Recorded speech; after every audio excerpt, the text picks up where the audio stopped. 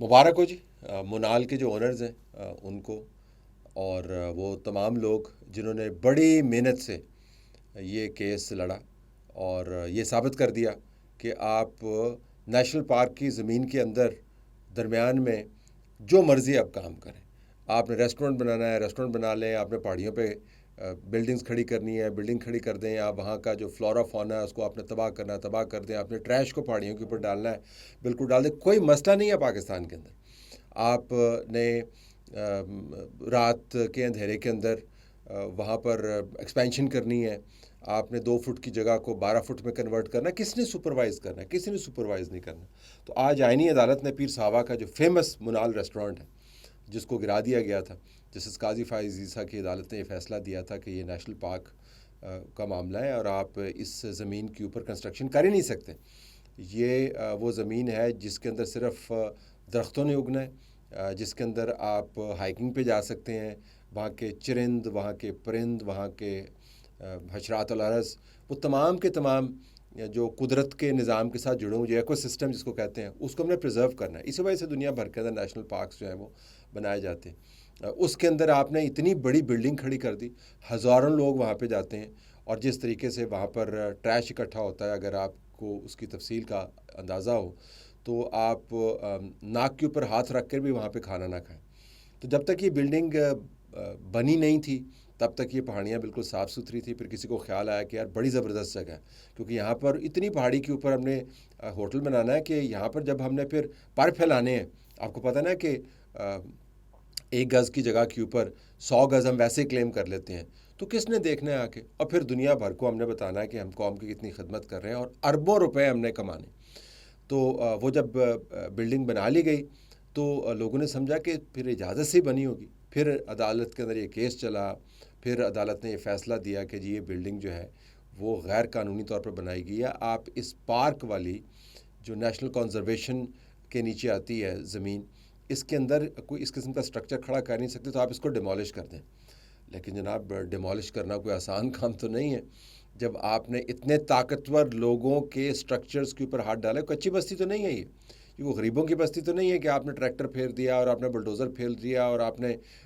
C D A کے عملے کو بھیجا اور سی ڈی اے کے عملے نے 2 چپتیں لگائی اور لوگوں کو بھگا دیا۔ یہ وہ لوگ ہیں جو کرتا دھرتا ہیں، جو پاکستان کو چلاتے ہیں، آپ نے ان کے اوپر ہاتھ ڈال دیا۔ تو قاضی فائز عیسیٰ کے ریٹائر ہونے کا پھر انہوں نے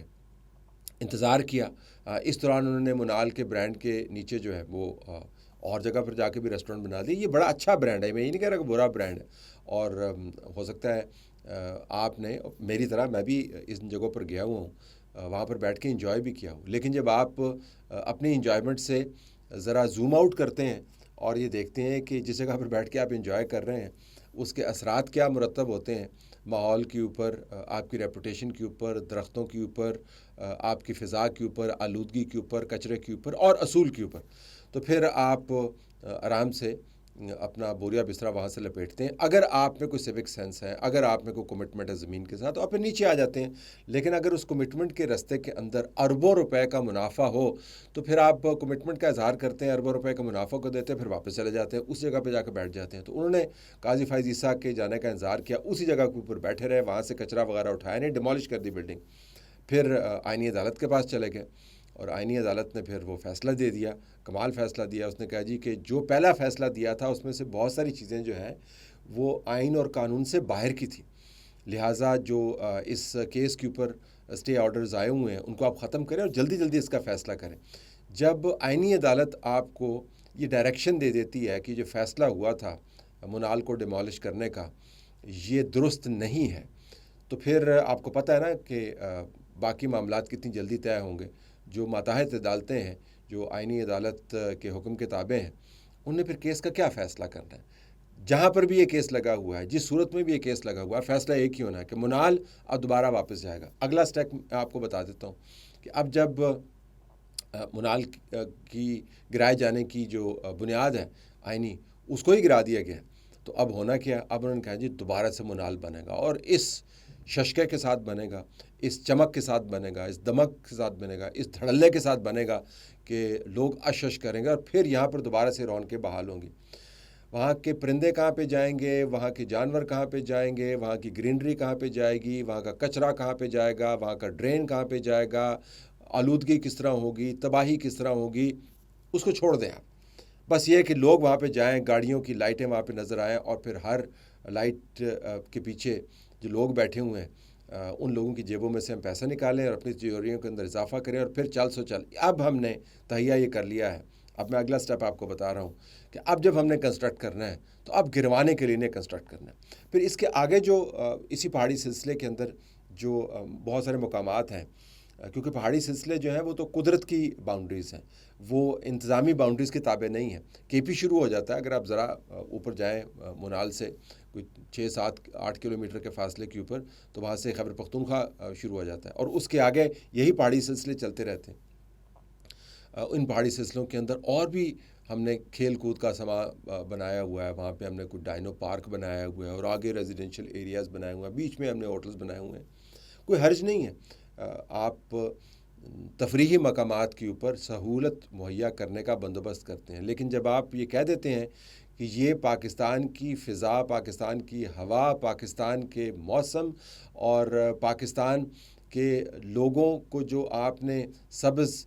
مستقبل فراہم کرنا ہے، یہ اس کی انوائرمنٹ ہے، تو پھر وہاں پر آپ گرے سٹرکچرز کھڑا نہیں ہونے دیتے، وہاں پہ آپ گرے سٹرکچر سے چھوڑیں، آپ وہاں پر بنیاد نہیں رکھنے دیتے۔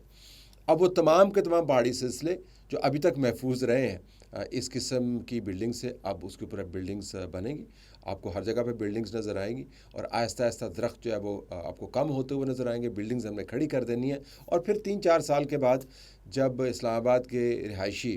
50 ڈگری سینٹی گریڈ جو لاسٹ ایئر ہم نے ریکارڈ کیا تھا جون میں، 50 ڈگری سینٹی گریڈ سے 55 ڈگری سینٹی گریڈ کے اوپر جائیں گے، اور جب پھر انفیکشنز پھیلیں گی، جب ڈیزیزز پھیلیں گی، تو سب یہ لوگ، یہی بابو جن کی طاقت کا اظہار آپ نے دیکھ لیا اس فیصلے کے اندر پہنا ہے، وہ بیٹھ کے سر کھجائیں گے کہ دیکھیں پاکستان کے اندر انفیکشنز بہت پھیل رہی ہیں، دیکھیں یہ ڈسٹ بہت ہو گئی ہے، دیکھیں یہ گرمی بہت ہو گئی ہے، دیکھیں یہ فلڈ جو ہے نا بہت زیادہ آنے لگ گئے ہیں، اوپر سے پہلے ریلے آتے ہوتے تھے، درخت اس کو روک لیتے تھے، ہم نے درخت بہت کاٹ دیے ہیں جی۔ وہ تمام لوگ جو درخت کاٹنے اور پہاڑوں کو گنجا کرنے اور قومی جو جنگلات ہیں ان کی بربادی کا باعث بن رہے ہیں، وہی لوگ بیٹھ کے فیصلہ کریں گے کہ اس بربادی کی جو بنیادی وجوہات ہیں ان کو دور کریں، اور بنیادی وجوہات کے اندر منال جیسی بلڈنگز نہیں ہوں گی، کیونکہ اس مرتبہ تہیہ یہی کیا گیا ہے کہ اب جب منال بنے گا تو پھر اس کے بعد قاضی فائز عیسیٰ جیسے 100 جج بھی آ جائیں، ہم نے اس کو گرنے نہیں دینا، اور کمال طاقت کا اظہار کیا ہے۔ وہ تمام پہاڑیاں جو CDA خالی کرواتی رہی ہے، یہ کہہ کے کہ غریب لوگوں کی یہاں پر بستیاں، اور آپ نے 1 نہیں 2 نہیں 10 نہیں 100 نہیں، آپ نے سینکڑوں گھر گرائے، انہی پہاڑیوں کے اوپر یہ بلڈنگ موجود ہے جس کو پاکستان کی ٹاپ موسٹ کورٹ کہہ رہی ہے کہ غلط طریقے سے گرائی گئی ہے۔ تو پھر انصاف تو ایسے ہی ہوتا ہے، غریب کے اوپر آپ نے لاگو کرنا ہوتا ہے، جو امیر ہے اس کی طاقت پہاڑوں سے بھی زیادہ بلند ہے اور منال کی بنیادوں سے بھی زیادہ طاقتور ہے، اس کو آپ چھیڑ نہیں سکتے۔ تو سب کو دوبارہ مبارک ہو، اب منال دوبارہ سے آئینی طور پر ریسٹور ہو گیا، عملی طور پر ریسٹور جب ہوگا تو آپ وہاں پر جا کر جو مرضی کریں، کھائیں پئیں، جتنا بھی آپ کا دل کرے ٹریش پھیلائیں، اور اس ٹریش میں سے جو پیسے نکلیں وہ ان تمام لوگوں کی جیبوں میں جائیں جنہوں نے اتنی اچھی کیمپین رن کی ہے کہ آئینی کورٹ بھی کنونس ہو گئی ہے کہ منال کو غلط گرایا گیا تھا۔